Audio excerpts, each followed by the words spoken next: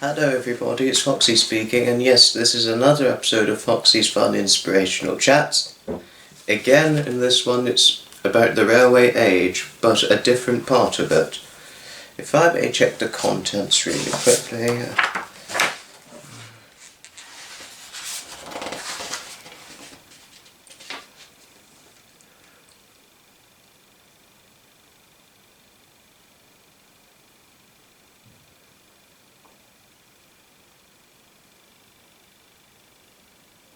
We are going to do the Canadian Pacific on this one, reading about the Canadian Pacific.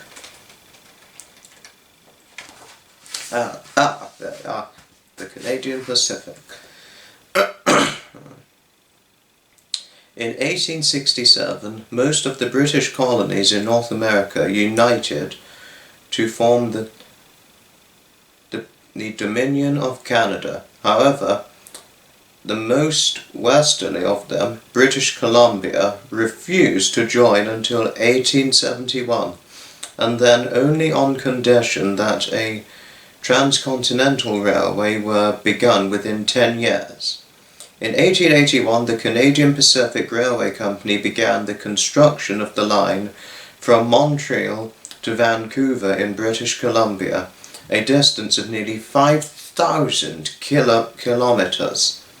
The difficulties were immense. Some years before, a surveyor looking for a possible route had reported, "The knowledge of the country as a whole would never need to me to advocate a line of communication across the continent to the Pacific."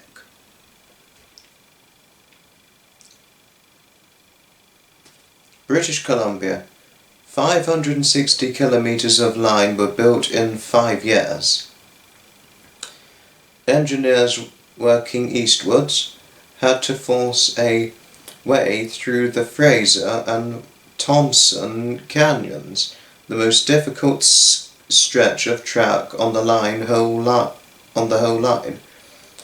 The Selkirk Mountains, the stretch of 193 kilometres, took 17 months to build. The worst problems were snow and avalanches. Huge sheds were built to protect the track. Forest fires were a hazard in summer. The Rocky Mountains. It took 10 months here to build 145 kilometres of track.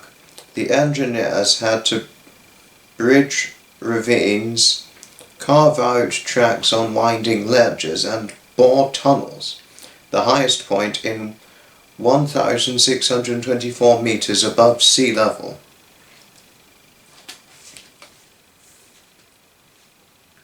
It took 4 years to build 320 kilometres of railway across the swamps north of Lake Superior.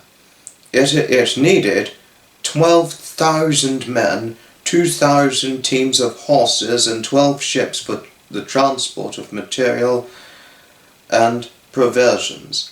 Tons of explosives blasted through solid rock, and the rails could only be kept in place across the swamps by laying them on sleepers 12 metres long. There were fewer obstacles in prairie country, and over 1,300 kilometres were laid in 15 months. The men worked in 5-hour shifts during the freezing winter, wearing large gauntlets to shield their hands from frostbite, and woolen socks over their thigh leather boots to prevent them slipping on the ice. They lived in tented camps, and their food consisted mainly of oatmeal, pork, beans, and bannocks. After the prairies came the immense mountain barriers of the Rockies and the Selkirks, where 340 kilometres of track took 27 months to build. Gangs of workers built eastwards from the Pacific to meet the builders advancing westward. They blasted cuttings through solid rock and bored tunnels, including an 8-kilometre kilometre tunnel under Mount Macdonald. They crossed mountain ravines with great wooden trestle viaducts. There were new intentions to help the builders, powerful dynamite charges for blasting, and steam shovels which shifted crushed rocks and other debris. Without these, the earlier surveyor might have been right in his prediction that a transcontinental line could not be built.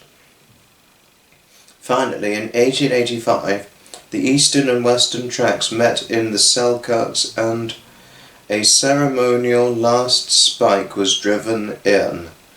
The line was complete, and the western seaboard of Canada was united at last with the rest of the country.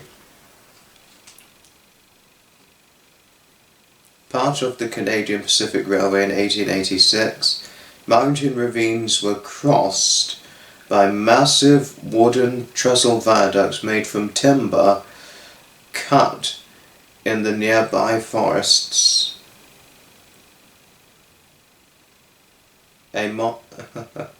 Very nice.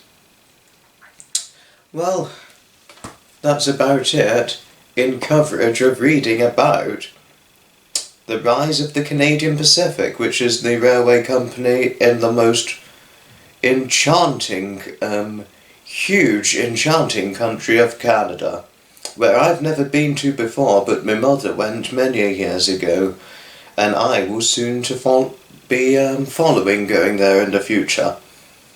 Thanks all indeed for watching. That's the Railway Age, another part of the contents page of the Railway Age reading from this book. Most wonderful book, which my grandparents, definitely being my late grandfather Edmund, got me this alongside my dear grandmother Anne. Indeed so. Thanks all indeed for watching this video, and I shall certainly see you in the very next video. Bye bye everybody. From Foxy.